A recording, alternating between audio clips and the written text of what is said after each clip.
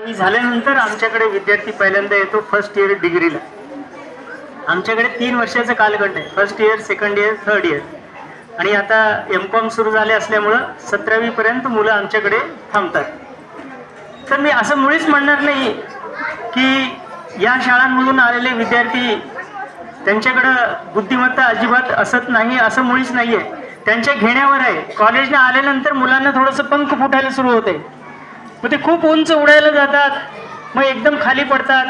आम्ही खूप प्रयत्न करत असतो त्यांची दोर आमच्या हातात ठेवण्याची, पण हल्ली तर फारच अवघड झालेले आहे. मुलं काय झालंय माहीत नाही, कॉलेजला यायचं खूप प्रमाण कमी झालेलं आहे.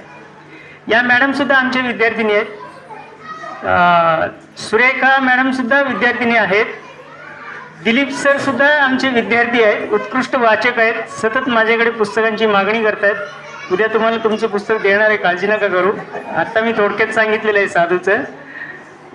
बाकीच्यांना पण इच्छा झालं असेल वाचायला पाहिजे असं, की मराठी मीडियमच्या विद्यार्थ्यांना तुम्ही मुलांना भाषेवर प्रभुत्व मिळवायला शिकवा. भविष्यामध्ये मराठी ही ज्ञानभाषा होणार आहे. जसं आता इंग्लिश हे ज्ञानभाषा आहे, तसं मराठी ज्ञानभाषा होणार आहे. बोलण्याला अजिबात इथलेच याच शाळेचे विद्यार्थी आहेत. आम्ही राष्ट्रीय पातळीवर